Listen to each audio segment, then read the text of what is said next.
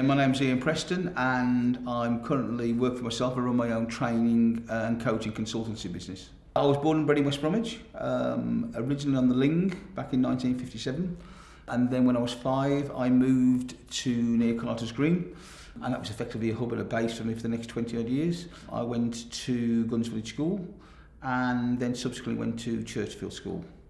And then I stayed in West Bromwich until I was 24 when I got married, and I moved over to Netherton. West Bromwich Cyclists Touring Club. So my father had been in it until the mid-late 50s. And then we'd always had bikes as kids. I enjoyed cycling. And then I decided I wanted to join the cycling club. Dad was still involved in a sort of, he knew 1 or 2 people in there. He introduced me to somebody who was an active member who lived locally. And then I started in the cycling club in about 1971, 1972, something like that. Yeah, I think he packed up about the time I was born. I was born in 1957. I think talking to him, he finished around that sort of time. He's active cycling. I think because I came along, he decided it wasn't ideal. He met my mum in the cycling club, so they were both active cyclists together. And I think about the time I was born, he decided that's probably the time to pack up. But he always had a bike, so he always cycled to work, here, there and everywhere. I remember him working originally in Walsall, so he used to cycle to and from Walsall every day on his bike. He didn't have a car until the mid-1960s, till he was well into his sort of 30s. So he'd always had a bike. I used to go and meet him sometimes on the way back and cycle back the last little bit with him. And so I was always encouraged to... I took the bike in, my brother didn't particularly, but I was always active. So in the summer holidays, me and my mate would be off on our bikes all day. We're at school. And I'm not sure you could do that these days, but we sort of disappeared after breakfast with a packet of sandwiches in our bag or something, and probably seen when it got, came back when it got dark. I think I was keen to do it. My dad had done it, and it seemed like a good thing to do. So I didn't know these things at the time, but when I actually joined, it's a great way of obviously keeping fit. It's a great way of seeing the countryside. I made some really great friends, some really, really good friends, who are still friends to this day. It's also character building. When you go out cycling, in the summer we'd probably do 100 miles on a Sunday. We met at 9 o'clock in the morning and get back sometimes like 6 o'clock in the evening. In the summer, not so early. We think we should start at 10 o'clock in the summer. And yeah, you go out for sort of 50, 60 miles in the winter Sunday, 100 plus miles in the summer. And if it's pouring down the rain and you're riding into a headwind and you've still got 20 odd miles, 20, 30 miles to go, there's only you going to get you home. So you just grit your teeth, knuckle down, whiz along, and hopefully sooner or later you get home. So it's very character building as well. When I first joined, the cycling club had really been on its knees in so much as that a lot of the older members had stopped going. 1 or 2 of the older members kept a little walking group going to try and keep that little club going in that way, because there wasn't really much active cycling. And that's when I first started meeting some of these people, because I started going, we went walking with the family on a Sunday with the cycling club people, which sounds a bit ironic, sort of strange, sort of walking with the cycling club, but that's what we did. And then I joined, and there were about 4 or 5 active members. And then within the space of about 12 months of me joining, we had a whole gaggle of youngsters join, a whole gaggle of teenagers join. So 12 months later, 18 months later, there were probably 20 odd of us all in our teens. And that really then was a springboard for the cycling club for the next 20 years or so. So we always kept cycling, and there were, say, 20 or 30 people out on a Sunday, and the roads were a lot quieter then. Some of the lads went into racing, went racing with some of the local racing teams. That didn't appeal to me. I think by that time, my late teens, I'd discovered wine, women and song, and found that was far more exciting than sweating your watches off sort of 50 miles on an evening, just going as fast as you can. So and we all sort of knocked around together. We socialised, so we'd go out cycling on a Sunday. A club night was just round the corner from here on a Wednesday evening, so we'd go up there and play table tennis and sort of talk about cycling stuff. So yeah, it was, and then people get engaged, 21st, 18th, gets married, and we all went to each other's weddings, were best man for each other, or ushers and all that sort of stuff. And as I say, we made lifelong friends.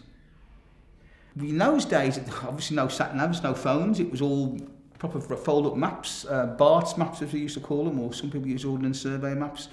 And we went off in different directions, and we tried, different people were allocated. You put your name forward to be the leader for a particular Sunday, so there used to be a runs list come out, and that was booked well in advance. And so about once every 2 or 3 months, you'd probably be leading, or once every 3 months with that many people, you'd probably be the leader for that day. So it was up to you to decide where you were going to go, what route you were going to go. You were in charge of reading the map, and everybody else followed. So some days we'd go, some days were tougher. I don't know how much you know of the Midlands geography. You get out Shropshire way and it gets quite hilly. So we'd go up over the Long Mind, we'd up over the Wenlock Edge and cycle to the top of the Long Mind and cycle to the top of the Wrekin and some of those hillier areas over that side. On other days you might go down towards Worcester or down to Warwickshire, where it was a lot flatter, and the same up towards Burton-on-Trent way and up into sort of North East Midlands, that sort of stuff. So it was. It very much depended, and also it was quite nice getting off the road. We used to do a lot of rough stuff, get down tracks and bridle paths and canal tow paths. And even then, there were a few cars around, nothing like there are today. But certainly we'd try and get off. Certainly on the lanes. None of this bashing up main roads. It was always let's get out onto the lanes and it's quiet and this sort of stuff. So here, there, and everywhere. Yeah, well, the cycling club always met on a Sunday morning at the Clock Tower. The club was formed in 1926 and disbanded finally in 2008. How far back to 1926 we met at Carter Green, I have no idea. But certainly my father used to, in his era, used to meet there, and we did. So it's going back at least sort of 50 years we went there. So that was the meeting place. Regardless of where you were travelling from, that's where we met. Okay, if somebody lived over Dudley or King Swinford and we were going out that way, then we'd pick them up on the way. We may meet them in Dudley Town Centre or King Swinford or somewhere like that, and the same for other areas. But in general terms, if you lived in King Swinford, for example, and we were going out Birmingham way, people probably had an hour's ride, 3/4 an hour to an hour's ride before they even started the proper day cycling. It was every Sunday morning without fail. I was one of the closest to the Clock Tower because I lived just down the road from Carter's Green, so it was literally speaking about 3/4 mile from me. In fact, me and my good friend Byrne, who's now no longer with us, we were the two closest, and generally speaking, we were usually the last to get there. Because it's like, it's only 5 minutes, and then suddenly something happens if you're just coming out of the house, and you were always a few minutes late. But yeah, everybody used to start meeting up, and we'd just gather there, and then, if we knew somebody was coming, you might give them an extra 5 or 10 minutes. And there were times when actually we left, and somebody suddenly, about 20 minutes later, somebody would catch you up, you suddenly hear a panting of breath behind you, somebody caught you up because they got a bit there late, but they knew which way you were going, so they caught you up. The Clock Tower hasn't changed at all itself. It's still where it always has been. It's always been the same size and the same shape. The roads around have changed dramatically. There used to be traffic on both sides of it, as it is. It's not now. At least I don't think it is now. It keeps changing from over the years. I don't live in West Bromwich anymore. But certainly in those days, and there was a huge church hall, I think, right behind it, as I recall, probably about now where the big island outside the sort of YMCA is. But certainly in those days, traffic went down both sides of it. I've got no idea what it was, or as I say, just reminded me of a sort of big church hall, but I've got no idea what it was about at all now. But it's been long gone, but I'm sure there must be pictures knocking around of when it was there. When I first started, it was, there may be 4 or 5, if you're lucky to get 6 out, that's as many as you got. One of the strange things is when you go out, you tend to ride in pairs. And so obviously if you're on the front, it doesn't matter how fast you go, and it's hard to work on the front. As people, if you watch the professional cyclists, will tell you that it's about 40% less energy used if you're sitting behind somebody, regardless of speed. But the idea was you take it in turns on the front during the day. So if there's only 6 of you, you're on the front quite a lot. If there's, as it was several years later, when there's sort of 20 odd people going out, it could be you'd be on the front for like 15-20 minutes, and then maybe you wouldn't be on the front again for another hour or so. That's what it was. And of course, with riding in pairs, as you did most of the day, you had to be careful. Obviously, when traffic came behind, so there'd be a call, like if you were down a country lane, you had a car behind you. Somebody'd say like one up, which meant there was one car coming behind you, or if there was one coming down a country lane towards you, the call would be one down, which meant the people at the back automatically knew they got to sort of single out, and this and others let cars come past. But most of the time we rode in pairs all day. A run buggy, yeah. I bought an example here.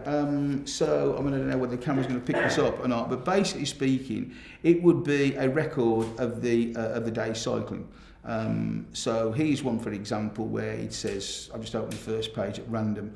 Sunday the 29th of October 1972, destination Upton-on-Severn, leader Bernard Willits, and then the individuals out cycling that day were Bernard Willits, Brian Vaughan, whose funeral it was last week, Tony Fryer, myself, and a guy called Jeff Owen, and then two other people, Harry Kimberley, who again was a stalwart of the club, and his daughter Jill joined us on the way out. It tells us that we had lunch, and that sort of thing. So that's how it all started. It was just, literally speaking, a simple record of the day. As time went on, it became a little bit more than that when people started putting down notes and funny asides. And there's a classic example of just 2 pages taken off of people, particularly if there's something that went on the night before or something, and there'll be various salubrious comments written about what went on, or if something happened on the morning, or somebody had a puncture or something, there'd be various comments. But as you can see, then you get to 1973, and there were sort of 20 people out that day. And so I was the run secretary. So generally speaking, the run secretary was the person that was most likely to be out most weeks. So he had the runs book. So it was his responsibility to bring it out and get it filled in. And this one here runs from October 1972 to March 75. So it's effectively 2.5, 3 years record of every run that was ever done, and where we went for lunch. Also weekends, we go away for weekends. So Bilth Wells was a popular weekend. So I'm just looking here, 3rd to the 13th to the 16th of April 1974, Easter weekend to Bilth Wells. So for a weekend, something like that, we'd probably cycle out on the Friday maybe. Cycle out to Bilth Wells and stay overnight, have a few beers in town. Saturday would then be cycling around that area, which was nice because it was a different area we're going to. And then Sunday, it was back. So I think, if I remember rightly, Bilth Wells was about 80 odd miles. So it's an 80 odd mile run out on the Friday, tootling around the lanes, for maybe 40, 50 miles on the Saturday, and then 80 odd miles coming back. And again, that was just that would be recorded in here of who was out and what day and da-da-da-da. A really good friend of mine who was my best man when I first got married, George, we went out to Bilth Wells with Bern had to come back to go to work, and then we carried on and went to Aberystwyth. And so we cycled from West Bromwich to Aberystwyth, and then we came back via Bishop's Castle, so we spent 5 days living out of a saddlebag. My toilet bag when I go away overnight on business, my toilet bag now is as big as my old saddlebag. And yet you'd live out of the saddlebag for 5 days. You carried it around with you, lumped it around with you, that was it. So you learn to travel a bit light and lean because you've got to carry it. And that's actually there, that document there, I was actually guest of honour in 1981. So we used to have an annual dinner and dance, and it says here, addressed by the guest of honour, Mr. Ian Preston, dancing until 12:45. And that was held at the old, the Post House Hotel, Chapel Lane Great Bar, which is now the Holiday Inn. So yeah, there was a committee. There was always a management committee, for want of a better phrase, although we didn't call it that. And there'd be a social secretary who was responsible for organising the dinner and dance and stuff. There'd be a run secretary. There'd be a treasurer, obviously, and then there was the club president, who was generally one of the senior members. And the run secretary, generally speaking, went to the person that was most likely to turn up most often on Sundays and Wednesdays. So we used to have what we call a marks competition every year. So effectively, you got 2 points for turning up on a Sunday and 1 point for turning up on a Wednesday at the club night. And at the end of the year, whoever got the most points won one of the trophies, because we used to have various competitions during the year. There'd be a rough stuff competition, there'd be a hill climb competition, etc., etc. And one of the competitions was the run secretary for, if you like, the most consistent rider or the most consistent member. And it was a bit of a self-fulfilling prophecy in a way, because generally speaking, the run secretary was the person most likely to be there of a Sunday. Because it's no good giving the runs book to someone who's only going to be there once in a blue moon. So the run secretary was generally the person most likely to be there on a Sunday and most likely to be there on a Wednesday evening at the club night. So consequently, more often than not, the run secretary won the marks competition, which used to come up with some ribald humour, because it was like, oh, why is it the run secretary always wins it? You know, you're in charge of the book. You decide who gets what point, and you always win it. But actually, it was given to you because you were more likely to be there than anybody else. Now, there's a lot more choice for people to do in the leisure time these days. But certainly, so when I was there, you had a bike and you lived on your bike, or it was either bike or bus. But I think in this day and age, there's a lot more choice for people to do, and there was obviously a lot less interest. And it got to the point where I think people just decided it wasn't worth carrying on. And that was like, I think 2000. I did some research on it, and that was 2008. I think the group will always be remembered for the camaraderie above all else, the friendliness, the lifelong friends that you made. One of our stalwart members, I went to a funeral, funny enough, last week at the West Brom Creme. I keep calling it West Brom. It'll always be West Brom. It'll never be Sandwell. And there were at least half a dozen of the old cycling guys were there. You know, with a guy that hadn't cycled since 1973. You know, so that's a sort of lifelong friends that you make, and we still have a get together every year. The Goff Arms, a guy called Phil Stevens, it's his local, and he organises it. So it's usually the sort of last Friday in November, and we get old members rocking up and bringing old photographs or old runs books, and we sort of record of the day's activities or the year's activities. And so that's a good way of keeping sort of the old friendships going. My father still goes to that meeting. He's 90 this year. My mum's in her mid-80s. So we declared my father sort of father of the house on the basis of now he's the oldest surviving and oldest living ex-member of the cycling club.